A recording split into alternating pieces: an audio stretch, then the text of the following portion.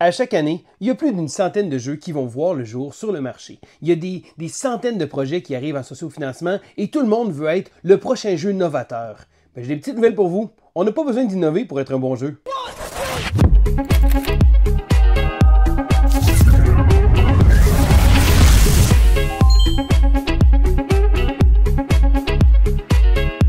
Bonjour amis l'école du jeu, mon nom est Sylvain et on se retrouve aujourd'hui pour cette présentation de Star Tycoon, Build Your Galactic Corporation.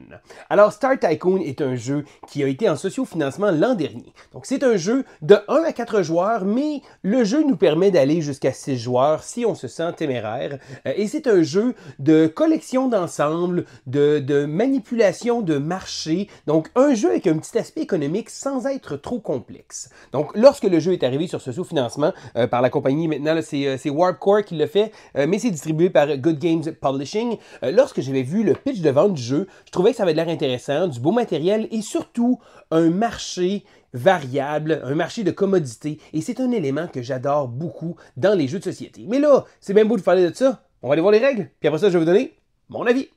Alors voici donc Star Tycoon. Je possède la version Kickstarter du jeu avec quelques petits ajouts. Donc j'ai choisi de prendre les jetons en acrylique. Le jeu de base vient avec des jetons en carton, mais je trouvais les jetons en acrylique vraiment magnifiques. Cependant, le petit récipient ici comme ça vient avec le jeu. J'ai également choisi d'avoir le tapis en néoprène qui n'est aucunement nécessaire, mais qui rajoute une belle présence sur la table. Et la version Kickstarter avait également un petit module de cartes supplémentaires qui ont été intégrés à travers le jeu. Donc, dans Star Tycoon, on va tenter de faire prospérer notre corporation. Donc, on va aller chercher différentes planètes pendant la partie, aller placer différents développements qu'on va mettre ça, le tout en gérant nos ressources et en gérant surtout le marché. Donc, le marché va être un aspect central du jeu parce qu'on va acheter et revendre avec des prix qui vont fluctuer tout au courant de la partie. Donc, en début de jeu, chaque joueur va recevoir 3 cartes de compagnie. Alors, le jeu vient avec une tonne de cartes de compagnie. Donc, les cartes de compagnie, c'est quoi? Eh bien, ce sont des bonus asymétriques qu'il va avoir. Donc, chaque compagnie a un bonus asymétrique, mais également des ressources de départ. Donc, ça va faire en sorte que chaque joueur va être un peu différent. Et également des conditions pour un objectif de fin de partie. Donc, par exemple, ici, c'est de récupérer à la fin ces 3 types de planètes-là pour avoir 4 points.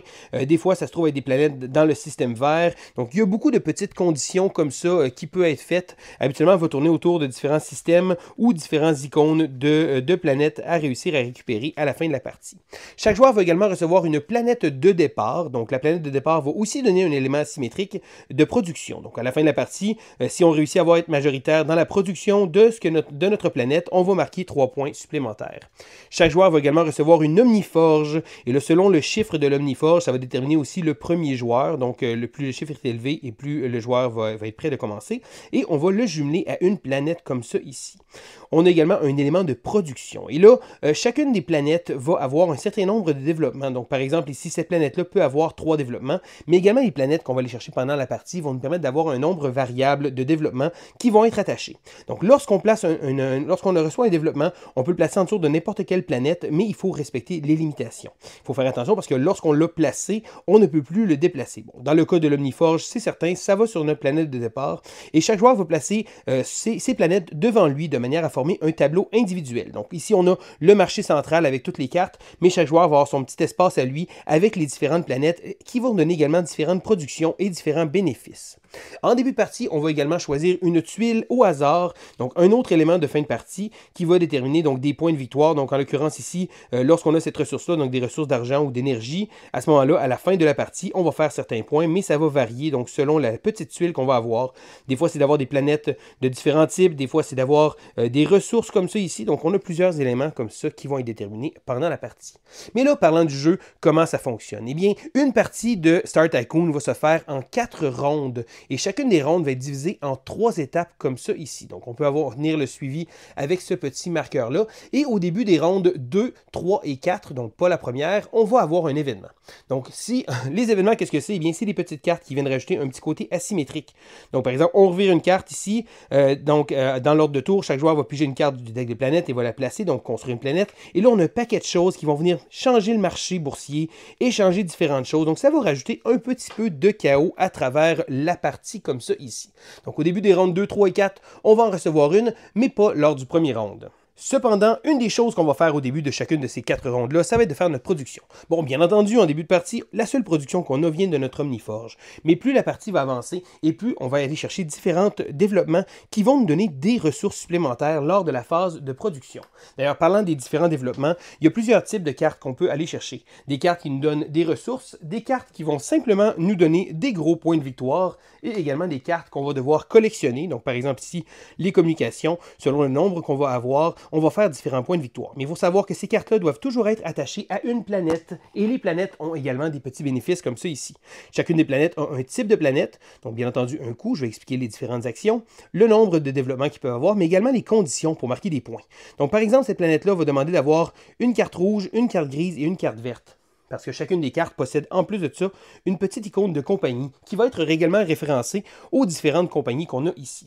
Donc pour l'occurrence ici, celle-là va demander d'avoir des cartes différentes et celle-là va demander d'avoir des productions différentes. Donc à la fin de la partie, si on a réussi sous cette planète-là à avoir ces productions-là, elle va marquer 4 points. Donc c'est un des éléments les plus importants, c'est de collectionner ces différentes icônes-là de manière à pouvoir maximiser notre tableau et faire le plus de points possible. Donc c'est beau tout ça, mais comment ça fonctionne dans le concret? Alors je vous ai expliqué qu'au départ, il va y avoir un événement, si on est rendu là, il va y avoir une production, et ensuite de ça, on va tourner aux actions des joueurs. Et là, chaque joueur va pouvoir faire 3 actions consécutives. Dans ces 3 actions-là, on peut les faire dans n'importe quel ordre ou répéter les mêmes actions comme ça. Donc un joueur va faire 3 actions, l'autre joueur va faire 3 actions, et lorsque tous les joueurs autour de la table vont en faire 3 actions, on va avancer ici comme ça. On va répéter cette même étape-là, donc de faire 3 actions par joueur, jusqu'à temps qu'on arrive à une 3e fois. Donc essentiellement, chaque joueur va avoir un total de 9 actions qu'il va pouvoir faire au sein d'une ronde complète. Et là, ces actions-là sont très bien décrites. Donc la première chose qu'on peut faire, c'est d'acheter une carte. Et oui, acheter, ça va être très important pour pouvoir construire notre tableau.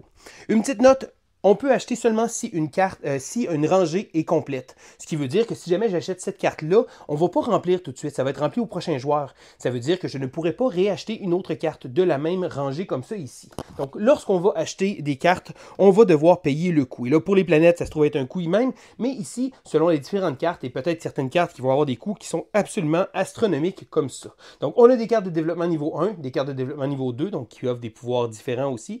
Et également des niveaux 3 qui, eux, nous donnent toujours 5 points de victoire, mais ils sont très, très énergivores en termes de ressources qu'on va aller chercher. Donc, on peut avoir un nombre de planètes autant qu'on veut. On ne perd pas de points pour les planètes qu'on n'aura pas complétées, mais bien entendu, on va essayer de devoir réussir à compléter nos objectifs pour maximiser nos points qu'on va faire. Donc, lorsque on fait la phase d'action, on peut également acheter une carte de corporation. Et là, habituellement, ça va être vers la fin de la partie qu'on va venir acheter ces cartes-là, parce qu'elles coûtent 4 ressources mauves, donc des ressources de recherche, et elles vont bénéficier de différents points de victoire. Donc, par exemple, ici, si on aurait cette carte-là, à la fin de la partie, on va faire des points selon le nombre d'icônes qu'on va avoir réussi à accumuler sur tout notre tableau. Et là, comme je vous montrais, toutes les cartes ont différents icônes. Donc, par exemple, ici, celle-là ici, donc on voit, c'est une corporation rose qui produit cette ressource-là. Certaines cartes vont également avoir des petits bénéfices lorsqu'on va les acheter. Il va y avoir un bonus en haut à droite, donc que ce soit de recevoir des ressources pour chaque type de planète qu'on peut avoir, mais on peut également avoir différentes choses comme de voler des ressources ou d'aller chercher différents bonus comme ça ici, ou même de gagner de l'argent, donc de l'énergie comme ça, pour chaque ressource illégale que les autres joueurs vont avoir. Parce que oui, il y a des ressources qui sont un peu plus rares, des ressources illégales. Mais en plus d'acheter, on va pouvoir faire d'autres choses, bien entendu. On va pouvoir faire des échanges. Et les échanges vont être le nerf central du jeu. C'est le marché galactique et un élément que j'adore dans le jeu. Donc, on a le petit marché comme ça ici qui va avoir. Et lorsqu'on fait une action de trade, on peut faire 2 actions. Donc, 2 achats ou des ventes comme ça. Donc, par exemple, ici, on a toujours le ratio sur lequel on va utiliser. Donc, par exemple, si je voudrais vendre une ressource bleue, je vais vendre ma ressource bleue pour 1 $. Et là, lorsqu'on vend une ressource, elle va baisser de prix et lorsqu'on l'achète, elle va monter. Donc, en l'occurrence, si j'ai vendu une ressource bleue, je mets le marqueur et je le retourne comme ça ici. Pourquoi? Eh bien, au sein de mon même tour, donc de mes 3 actions, je ne pourrai pas refaire une transaction avec du bleu. Donc, je ne pourrais pas vendre du bleu pour ensuite en racheter comme ça ici. Donc, ça va être vraiment chacune des transactions qu'on va pouvoir faire. Donc, on va pouvoir transiger sur 2 différentes ressources. Donc, par exemple, j'essaierai d'acheter des vaisseaux. Donc, ça me coûte encore une fois 1. Et là, vu que j'ai acheté, j'avance comme ça ici. Pour les autres joueurs, cependant, parce que lorsque le tour va être terminé, lorsque notre tour de joueur va être terminé, on va retourner les petits marqueurs comme ça ici. Ça va faire en sorte que l'autre joueur, lui, va pouvoir y avoir accès. Ça va permettre de pouvoir varier le marché, mais jamais de faire un délit d'initié, si on veut, en vendant et en achetant la même ressource au courant du même tour comme ça ici. Donc, on peut faire, bien entendu, l'action trade et on a également une autre option qu'on peut faire. On a l'option, et là je montre de quelques options, c'est pour l'option smuggle. Donc, qu'est-ce que c'est smuggle? C'est une autre façon de pouvoir aller vendre ou acheter des ressources, mais ça va être fait avec des différents types de cartes. Donc, certaines cartes qu'on va aller chercher pendant la partie vont nous offrir l'option de faire du smuggle. Donc, ces cartes-là sont représentées avec un petit icône comme ça ici. Il y a une petite boîte rose avec cette petite chose-là. Ce qui est intéressant à savoir, c'est qu'on peut faire utiliser l'action smuggle si la carte est sur le marché, si elle appartient à un autre joueur ou si on l'a en face de nous. Cependant, si elle appartient à un autre joueur, on va devoir payer 1$ pour pouvoir l'utiliser. Et là, les conditions sont un peu différentes. Donc, par exemple, ici, on paye un vaisseau et une ressource de n'importe quel type pour aller chercher 3 pièces. Et là, on ne peut pas y aller à l'envers. Cependant, un des gros avantages qu'on a de pouvoir faire du smuggle, c'est qu'on ne va pas venir varier le marché. Donc, même si une ressource est placée sur son côté X, on peut quand même transiger cette ressource-là. Donc, les joueurs vont accumuler pendant la partie des cartes de smuggle, mais on peut également se servir de ceux qui vont être sur le plateau de jeu de manière à ouvrir un peu plus la donne. Un peu différent de l'action standard, ici on va pouvoir faire 2 actions de smuggle, mais on peut choisir 2 fois la même carte. Donc si jamais on utilise la carte d'un autre joueur, par exemple, il va falloir payer 2 fois le petit bonus, mais on peut utiliser la même carte 2 fois pour la même habilité. Donc, dans les prochaines actions qu'on peut faire l'action de Omniforge. Et l'action de Omniforge, souvent, c'est l'action que lorsqu'on est mal pris, on n'a pas beaucoup d'argent, on a besoin de ressources, eh bien, on va pouvoir activer notre forge. Donc, la forge qui nous donne 2 ressources de base. Donc, chaque joueur va avoir une forge différente, mais c'est une manière d'aller récupérer 2 ressources rapidement si on en a besoin. On peut également faire l'action de réserver, et là, réserver, ça va être de prendre une carte qui est dans le plateau ici, donc bien entendu, encore une fois, dans une rangée complète, et de la réserver, donc de la mettre de côté pour pouvoir l'acheter. Donc si jamais on tient vraiment à une carte et on ne veut pas que les autres joueurs nous l'enlèvent, eh bien à ce moment-là, on va pouvoir la réserver avec l'action comme ça ici de réserver. On peut également rafraîchir une rangée, donc si jamais on n'a pas ce qu'on veut, on peut choisir de simplement enlever toutes les cartes, les retirer de la partie et de retourner des cartes, et on peut simplement le faire si la rangée est complète, bien entendu, pour ne pas manipuler le marché 2 fois dans la même rangée. La dernière chose qu'on peut faire pendant un tour, c'est l'action de prêt. Et là, l'action de prêt n'est même pas une action comptabilisée, donc on peut la faire quand on veut. Ça va être de recevoir de l'argent. Eh bien, c'est le fun de recevoir de l'argent. Oui, on reçoit 5$, mais par exemple, à chaque production, on va perdre 1$, donc des intérêts. Il faut également payer à la fin de la partie, rembourser avant la fin de la partie notre loan, parce que sinon, on va perdre 5 points de victoire. Et chaque joueur a le droit d'avoir simplement une seule carte de loan. Donc, à tour de rôle, les joueurs vont faire justement 3 actions, on fait 3 autres actions, on fait 3 autres actions, et lorsqu'on arrive à la fin du round, il va se passer quelques petits éléments. La première chose qu'on va faire, c'est qu'on va défausser. Et là, c'est quoi défausser? Si on a plus que 7 jetons, donc des jetons de ressources comme ça ici, on va devoir les défausser. Alors que ce soit des ressources ou de l'énergie, on va les retirer, et si jamais on a retiré des jetons, donc par exemple, j'aurais 8 jetons, et je choisis de jeter un jeton de nourriture, eh bien, on va venir baisser le prix du marché pour ça, parce que bon, hein, on en a moins besoin, et voilà, donc on va altérer. On peut également choisir volontairement de retirer des jetons de notre réserve pour pouvoir faire baisser le prix, et ça seulement lors de la phase de défausse. Donc après avoir fait la phase de défausse, on va passer le marqueur de premier joueur au prochain joueur, et on va débuter une nouvelle ronde, cette fois-ci avec un événement, des séries d'actions comme ça, et on va continuer jusqu'à temps qu'on arrive à la fin du 4e round. À ce moment-là, on va procéder au décompte final des points de victoire. La plupart des points de victoire vont être obtenus avec les planètes. Donc, si jamais on a réussi à faire les objectifs de chacune des planètes, on va marquer des points. Et là, il faut que les objectifs soient réussis complètement sous cette planète-là. Donc, par exemple, ici, pour pouvoir faire les points. On a également les objectifs de partie. Donc, l'objectif central qu'on avait en début de partie. Donc, chaque joueur qui avait son objectif. Donc, d'avoir plus de production mauve que tous les autres joueurs. On a également notre objectif de corporation, de compagnie ici comme ça, et ça se pourrait qu'on ait réussi à accumuler des partenariats comme ça ici. Ça va nous donner une autre façon de faire des points de victoire. À tout ça va se rajouter les points de victoire individuels de chacune des cartes, donc, et les points de victoire de la tuile qui a été déterminée en début de partie, et le joueur avec le plus de points va remporter la partie de Star Tycoon. Et pour votre information, le jeu vient également avec un mode solo. Et là, le mode solo, les conditions de victoire vont varier selon l'Omniforge, parce qu'on va piger une Omniforge différente. Et là, je vous expliquais qu'il y avait des différents chiffres comme ça. Et bien, selon le chiffre de l'Omniforge, ça va être des conditions de victoire qu'on va pouvoir avoir. Donc, on peut également choisir d'ajuster, de buffer, donc d'ajouter des ressources, donc histoire d'avoir un peu plus de facilité. On a également des options, donc des variantes de jeu que je n'ai pas essayé encore, mais on peut jouer avec la version de négociation. Alors, on peut négocier avec les autres joueurs, ça doit rendre ça un peu plus chaotique.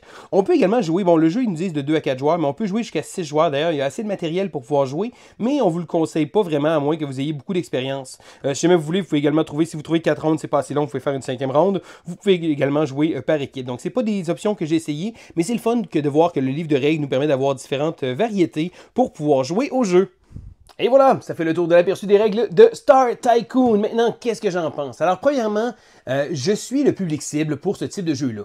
Des jeux avec une manipulation de marché ou de commodité qu'on appelle, un peu à la stockpile, que le marché va varier, ou un peu comme Clans of Caledonia même. C'est le genre de jeu que j'aime beaucoup. Raccoon Tycoon aussi est une inspiration que je vois auprès de ça. Et c'est des jeux qui font très très bien les choses en ayant un marché variable. Mais à ça, on ajoute un peu l'association d'icônes, la collection d'ensemble que je comparais presque à Splendor. Donc c'est vraiment un mélange de Raccoon Tycoon, de Splendor, mis dans une boîte comme ça. Le résultat fait vraiment la job. Donc moi, ça tombe directement dans mes cordes. Au début de ma vidéo, je disais que c'était pas un jeu qui était très novateur. Et c'est vrai, le jeu fait beaucoup de choses qu'on a déjà vues. Aller chercher des planètes qui vont donner des points pour certaines acquisitions d'ensemble, donc d'icônes qu'on va tenter d'aller chercher, parce qu'au final, c'est ça, on essaie d'accommoder différents icônes sur nos planètes, gérer des ressources, et d'avoir un marché variable. Et ce marché-là marche tellement bien. Donc, c'est le nerf principal du jeu, je pense. Et je trouve que lorsqu'on fait des transactions dans le marché, de voir manipuler le marché, que ça bouge, ça descend, il y a des parties que le marché reste très, très stable, d'autres parties que les ressources prennent vraiment beaucoup de valeur. Ça fait en sorte que ça devient plus intéressant d'aller chez les bâtiments de production pour telle ou telle ressource. Ça fait que les parties sont le fun. Donc, non, c'est pas un jeu qui va faire quelque chose de super nouveau, de vraiment, vraiment extravagant, mais ça fait très très bien la job. Moi, j'ai eu beaucoup de plaisir. Bon, j'ai joué principalement à 2 joueurs. J'ai essayé aussi le mode solo. J'ai pas encore eu l'occasion de jouer à 4 joueurs. J'ai hâte de l'essayer quand même. La durée est relativement raisonnable. Je m'en tirerais... on s'en tire environ, je dirais que ça a pris peut-être 1 heure à 2 joueurs, peut-être un peu plus, c'est les premières parties aussi. Les règles sont très très claires et ça marche très très bien. Donc un coup on explique les différentes actions, on peut préparer notre tour et des fois on peut quand même se poser la question pour essayer d'optimiser notre tour de manière, donc faire en sorte d'avoir les bonnes ressources au bon moment, d'aller chercher les bonnes cartes. Et il y a les cartes d'événements qui, bon, pour certains vont peut-être rajouter beaucoup de chaos. Pour ma part, j'ai trouvé que ça rajoutait un petit infus, le fun. Il y a des événements qui sont le fun, qui vont manipuler le marché, qui vont inverser les choses, qui vont changer un peu la donne. Ça va rajouter, ça va mettre un petit bâton dans nos roues de bicycle à l'occasion. Donc pour ma part, Star Tycoon fait plein de choses que j'aime beaucoup. C'est un jeu qui coule bien, qui roule bien. Je trouve ça intéressant que le jeu ait rajouté des variantes. Donc on peut jouer avec la variante d'échange. Je ne suis pas certain vraiment. Je serais curieux de l'essayer par contre, de pouvoir échanger avec les autres joueurs. J'ai l'impression que ça va peut-être rajouter un peu beaucoup de temps à la durée de jeu. Si jamais on trouve que le jeu est trop court aussi, il nous suggère de rajouter un 5e round. Je trouve ça vraiment le fun d'avoir beaucoup d'éléments comme ça qui vont rentrer dans cette boîte-là. Bon, là c'est certain que j'ai la version Kickstarter, les belles petites ressources en acrylique, mais le jeu vient quand même avec des belles ressources, des ressources de carton standard, mais le beau petit tray pour pouvoir les placer dedans. Et ça fait en sorte que la mise en place est très facile à faire. Donc oui, bon, j'ai aussi le tapis de jeu, mais on fait juste mettre ça sur la table, un peu comme Splendor. Et je pense que c'est le genre de jeu que moi j'aime beaucoup dans ma collection. Mais je vais vous dire un petit secret. Une des choses qui me plaît énormément, c'est d'avoir ce contenu-là, donc d'avoir un jeu qui me satisfait selon mes standards, selon les jeux que j'aime jouer, dans une boîte raisonnablement pas trop grosse. Ça vient rare parce que les jeux ont tendance à gonfler, gonfler, gonfler et d'avoir un jeu satisfaisant, du moins pour moi, dans une boîte comme ça. Donc, un jeu avec un aspect économique qui est quand même facile à prendre en main parce que c'est pas un jeu qui est très très complexe. Je pense que c'est un jeu qui se comprend très bien et plus les parties avancent et plus on commence à voir un peu à l'avance. Donc, on a 3 actions et ça va très très vite. Donc, si jamais on joue avec des joueurs, après une première partie, le tempo va vraiment plus vite. Arrêtez-vous faire votre première partie, ça se peut que ce soit un peu plus long, mais après ça, on prend le rythme. Et pour ma part, Star Tycoon est une belle découverte sur Kickstarter, un jeu que mes attentes étaient, bon, disons, très très basses. Là, disons que je l'avais backé, le jeu avait de l'air intéressant, mais je ne m'étais pas tellement renseigné sur le jeu, mais je dirais que ça a été une belle surprise. Donc, lorsque j'ai reçu mon Star Tycoon, j'ai immédiatement essayé et je l'ai immédiatement adopté. Donc, c'était Sylvain pour l'école du jeu et on se dit à la prochaine!